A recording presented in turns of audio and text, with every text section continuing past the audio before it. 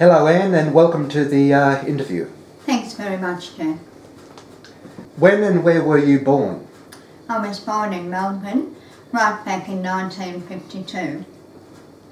And I believe that at a young age you learnt classical piano. Yes, well, I attended lessons at any rate, and I do have an appreciation of classical music, but not an ability to play it.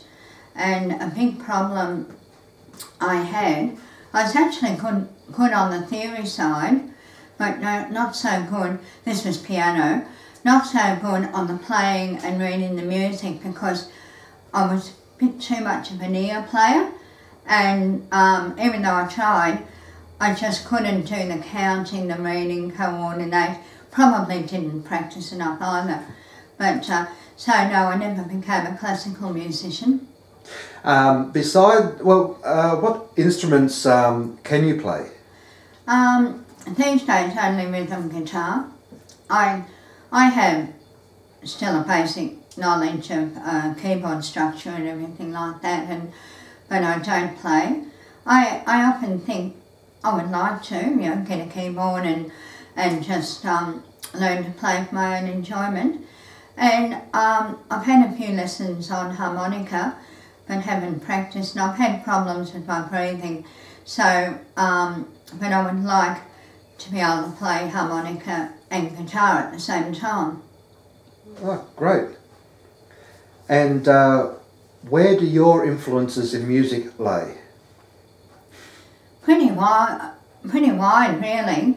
When I grew up, I wasn't exposed per se to country music, and yet when I look back, I loved the radio shows, the Banjo Club, all that type of thing, and there was a lot of country music on TV. I just never knew anything about genre, and I always liked folk music was my earliest passion, and probably something I've returned to in a strong way as I've got older. But folk, country, but as I say, I still like classical. I like music that you might call relaxation music in the background.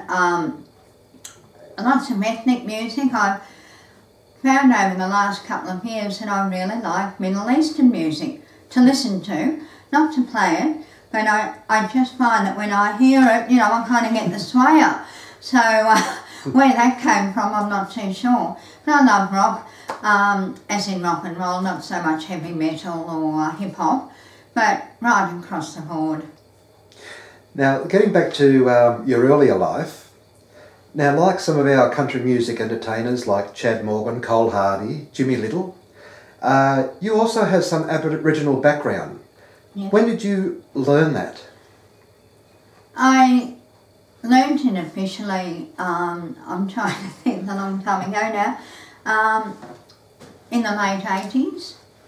And, but prior to that, there'd been an understanding that shouldn't have been there. I don't know, I think on some level, I was always drawn to the culture and the people and the history and the everything like that, but I didn't know, and I didn't know any Aborigines either. There weren't any around where I grew up except for me, and I didn't count. So, but as I grew older, I just drifted more, and then when I found out, was no surprise. So what group of Aboriginals do you belong to? Well, I was born in Melbourne, which is Wurundjeri country, but I never knew until recently where my mother came from, because the line in the Aboriginal world, the line comes down on the mother's side rather than the father's. Oh, okay. And which in my case, I have no idea who my father actually was either, so I only had half the story to go by. And I found out I had to wait a certain number of years after my mother had died before I could get a death certificate and that type of thing, and that came up last year. And I actually found out that her family are from the Wimmera area of Victoria, Western Victoria, which would make me of Wagai descent. It's funny because up until then I always felt Murray River, you know, Yorta Yorta or something like that. And I do look like a lot of people there, but it would seem. But as I said, I am only dealing with half the story anyway, so, but now I can say Western Victoria. And I believe you were still in your teens when you appeared on a few TV shows. Can you name drop any of those TV shows you were in? Yeah, Division 4, Homicide, New Faces, as a contestant but not singing. They had a thing where you did a commercial. I forget now exactly what I advertised. And but you know, you had to I suppose a 30-second spiel. Yep. And you'd already done your script and learned your script. But back in those days, a lot of advertisements, particularly on the variety shows, IMT and things like that, the advertisements weren't on live and often mucked up horribly, and people thought it was very, very funny. But I didn't muck mine up, actually. I did quite well. And did you ever study acting? Only at school. Oh, okay. But I always had a flair for it. And we had, I was in a convent school, but we did have a lady, Miss Holyoke her name was, used to come in for elocution lessons. And she was, I look back now, extremely eccentric and everything like that. I thought she was marvellous, you know. Well, a lot of the other girls thought she was a bit odd, but I thought she was wonderful and wanted to be just like her. She dressed very strangely for the time, you know, very flamboyant. Very flamboyant. Leave that back in, very flamboyant, and she coached me a bit for some roles I did in school productions and things. Now you moved away from Bendigo for a while. Well, I moved to Bendigo. Oh, you moved to Bendigo. Oh, that's right. No, yeah, okay, yeah. When you moved to Bendigo, did your singing and music continue? Yes. Yeah. It did. Well, I hadn't actually been doing any of it for quite some time. In my early years, I used to go to the folk clubs and everything like that, like in Melbourne, the Green Man, the Outpost Inn that was legendary, and also the church group I was involved with. We ran a little coffee shop as volunteers, run along the lines of the Outpost, and it was called the Signpost. But then I went off to New Zealand to live for a few years, and then came back and had a period of illness, and then just settled into 9 to 5 and really didn't do anything of that nature. Before I went to New Zealand, I was in Gilbert and Sullivan light opera companies and things like that. And but I didn't do any for a long time, and then I came to Bendigo, and a year or so after that I met Florina and Olive and that, and sort of infiltrated there. Now, over the years you have worked with a lot of artists, and well-known artists as well. Can you name drop a few of them? Yes. I toured with the Drifters. Oh, yeah. With Dennis Walter, Frankie Davidson. Maybe not tours, they could be one-nighters, but several times over a period of time. In Tamworth, I ran the Conway show for around 15 years. in Grace Brothers, and whilst I didn't actually work with them, I had very high calibre people on my show, including Slim Dusty, Tricia Yearwood, Lee Kernigan, Adam Brand, Gina Jeffries, all the biggest names that you could get at the time, alongside people who weren't big names. So yeah, I had my foot in the door. And after a while, you also formed your own country band, High Noon. Yeah. And another band shortly followed, which I can't remember. Tandara. That's it? Yeah. Now, who consists in those bands? Well, High Noon was just a three-piece band, and it was myself on rhythm guitar and vocals, Wayne Forbes, who was Florina's stepson, and unfortunately he's passed away now, and a guy, Ron, I can't actually remember his name now, on lead guitar, also did vocals. And then Tandara was Sean Power on drums, myself on rhythm, and Billy Simons on keyboard. Besides country music, and along with Florina Forbes and a few others, you also put on shows to raise money. Yes. For various charities. Can you name a few of the charities that you've raised money for over the past years? Oh, I often can't quite remember because I didn't organise them. But certainly I've been involved with things like motor neurone disease, for individual families or whatever who have had some misfortune befall them. I honestly can't be too specific there now. Oh, that's not worry. We know that you've done them. At the peak of your country music career, yourself, you've struck down with cancer, was it? Or, yeah. Yeah. Can you talk a little bit about that? Yeah. Well, actually, it wasn't the first time I'd experienced cancer. I did for the first time when I was around 18 with ovarian cancer, which, you know, was pretty well impossible at that age, I think, but I had it.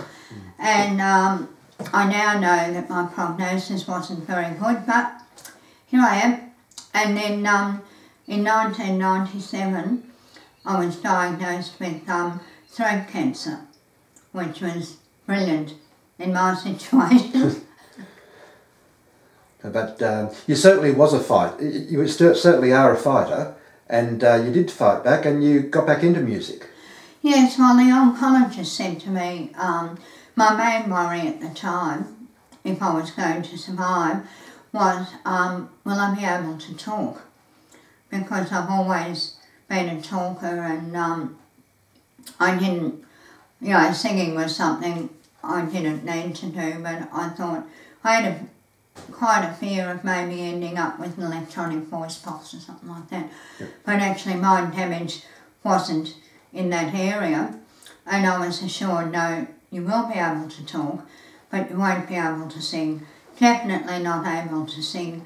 Maybe you might be able to sing a song, but no. Anyway, within a few months I was singing lots of songs and went back to working. Oh, excellent. But I had to re-educate myself because I'd lost a lot of range and had to learn to, as I called it, sing in the cracks, which instead of maybe going to here, I would go to there, but kind of make it still be in tune, and which meant I couldn't sing with choirs or anything, but yeah. I developed my own technique, which worked well enough. No, well, that's right. Can you recall the first album you recorded? Well, I did some cassettes. Cassettes, yeah. And gradually, and a couple of singles with Enric, and gradually got enough for an album. And I then put an album out, cassette album, All You Need to Hear, and then a couple of other cassette albums, and then later on a CD, which was mostly from the cassettes. Oh, okay. And then I did 3 more CDs after that. And how many albums, CDs, are available today? 3. 3. And what are the titles? Brown Eyed Girl. Yep. And then I Am Australian, and Just for the Love of It. Sounds nice. Which was a statement in itself.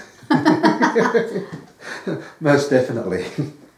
And in I can't remember what year it is now, but it's over there. You were inducted into the Hands of Fame in Tamworth. Yes, January 1997. And I've actually, that's when I knocked flying before. I've got my certificate here. And it says, Country Music Capital, Hands of Fame, and Conway, inducted January the 25th, 1997. And this quill here, which is what I used to write my name into the wet cement after I put my hand in.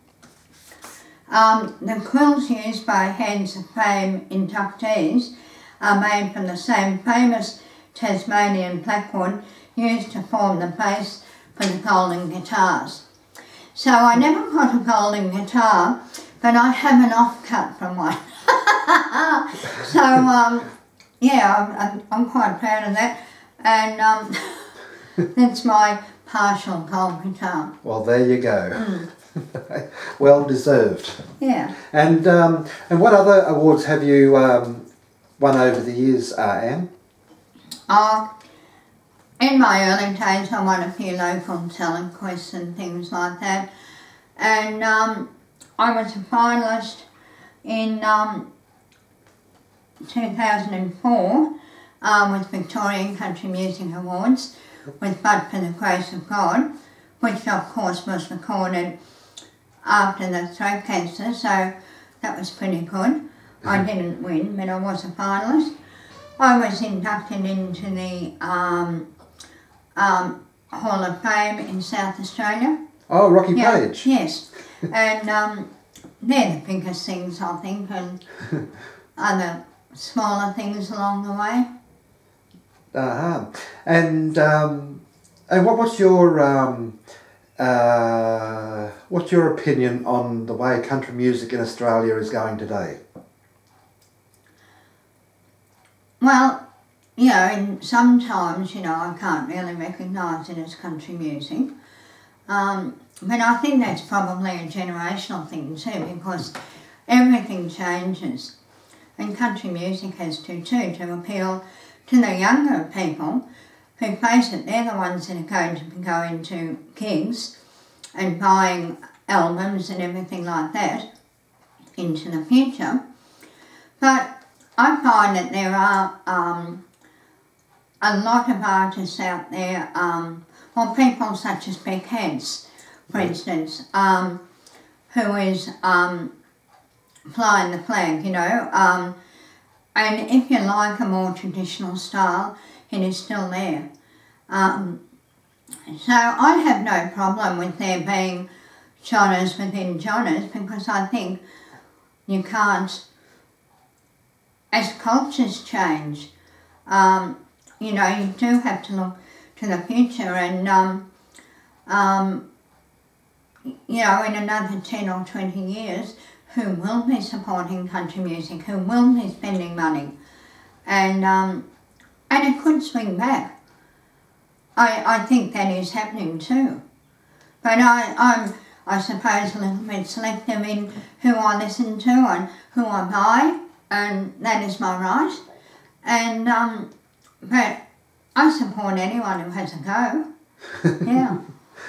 And we must also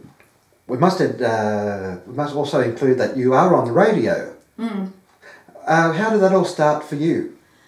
Oh, I started with 3CCC in Harcourt back in 1983.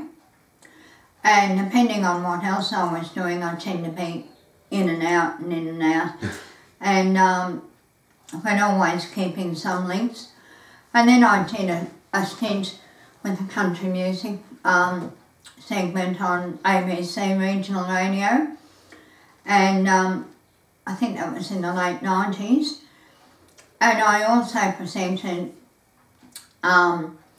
for Triple A, which is the Indigenous Broadcasting Station in Brisbane, but with their live broadcast in Tamworth. And oh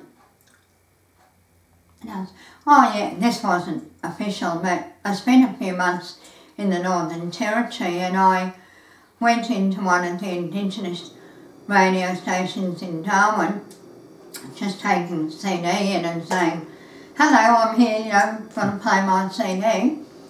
Well, they did, but somehow the next morning I found myself presenting the breakfast show. So I did a bit of that too, because it was always easy for me to learn a panel or anything, because it's basically only a mixing desk. And they asked me could I stay, and I said, well, I can't really, no. But I did a few shows. And here in Bendigo with Phoenix FM. Yes, oh yes. I forgot about that, didn't I? I was locked in the past. Well, I'm a foundation member of Phoenix FM, and was very active in obtaining the broadcast licence. And actually even this year I was very active in applying for our renewal of the licence, which we haven't got yet, but I think we will. That was 190 pages. And I do the secretarial and the funding submissions, a lot of stuff in that you wouldn't see. But I also do present 2 shows, which have been very hard because I've had another setback with my palate and throat. And I had an operation last year which didn't go well at all and left me with a very bad speech defect. But anyway, I had another operation about a month ago, which has improved things, and we'll be having another one before the year's out. And that's to fill in the gaps in my palate and my nose, and that to help my speech and help my breathing so that I don't run out of breath after a few words. And as you would hear, I'm not. No, it's great to see you back on the air. I was having to talk like that with my nostril blocked. And even now sometimes I forget when I'm on air and I'm reading the weather and the weather in Bendigo, and then I think, no, I don't have to do that now. But sometimes automatically the hand goes up because I was doing it for so long. And Anne, throughout your musical career, what would be the most, what would be the highlight of your career? It'd have to be the Hands of Fame, because that was something I sort of aspired to be a little bit immortal, I suppose, and something that would be there maybe after I'm not, you know, some record of having existed, or yeah, and I was inducted, and it was something I really wanted very much. There was no humility about it at the time of saying, oh, I don't really want this. It was me, yes, I want this. Yeah. And to sum it all up, if you were to change something, would there be anything that you would change? Yes, probably, very much so, but you work with what you've got on your life. And I chose music, and I chose a hard life in many ways, in that, you know, I travelled to all sorts of places, worked in places now that make a good story, but at the time, you know, and I often wonder really how I survived, and now, and you know, doing it so hard, and for what? Only to make enough money to go to the next place, you know, and to live for another week. And in this survival mode, I had people good respected people like, say, John Howie from the Howie Brothers. He said to me at one stage, and what you really should do is decide what you want to do and just do that, instead of trying to be all things to all people. But because I needed the work, I was going out and performing Jimmy Barnes and everything else pretty badly for the most part. And even Ted Egan said to me, he said, Anne, your strength is in the heritage, in the storytelling. That's what, and I said, I know, but I've got to get the money, and that's why I'm doing all this other stuff rather badly and not, you know, whereas I look back now and I think, had I had more business acumen and more focus and perhaps stayed in a day job in that and become rather good at what it was I really wanted to do. And it was only after my throat cancer, of course, my options narrowed a lot, and I did do some 4-hour gigs until I thought, no, you know, this is, and I don't need to do it, because a year after I went back into the paid workforce in public service jobs, and that first year was very hard, but I couldn't do anything anyway, so I really, really struggled in that year. But then I got a real job, I should say, and I was getting stronger and stronger all the time. And for the first time ever, I was able to say, oh no, no, I can't do that job. Oh, you know, I wouldn't be rude and say I don't want to do it. Would be I'm just not available. And I found myself learning more and more and getting work, say, through NAIDOC Week, which was right up my alley, and other things where I was doing workshops on Australian history and telling the story of all sorts of things, and then having a song to go with it. So the introduction to the song might take 10 minutes, but I only did those shows to people who wanted, you know, that show. So I wasn't going to get the, oh, come on, rock and roll, you know, because that was, and I found myself, and when I got struck down again last year, all the years are running together now, but that happens when you're old, doesn't it? I was at the point where I'd finally been recognised and was getting work at conferences and that sort of thing, in what I probably should have been doing all along, but then couldn't do anything. And to finish off, Anne, what advice would you give to upcoming artists, whether it be, you know, white Australians or Indigenous? Just do it. You know, I mean, I had some great times and a following and everything like that, but I also had, you know, people who didn't think very much of me at all and would outrightly say so, and you have to develop a thick skin, you know, when half the venue walks out halfway through your first song or something. And, but just keep doing it, and, well, you're not likely to get asked back there anyway, are you? But, I mean, don't do that. Again, you know that you're not suited there. And, you know, when basically you're the same every night, and one night people love you, and the next night they hate you or they're indifferent to you, the difference has to be in who you are performing to, not in yourself so much. So I think, as I was told so many years ago by several people actually, but the ones that stand out in my mind are John Howie and Ted Egan, to work out what it is you want to do and get very good at that, because you're not going to please everyone. Yeah, that would be my advice. Good advice too. Now, well, thank you very much, Anne, for this rather small or short interview, and it's great to see you again. Thank you.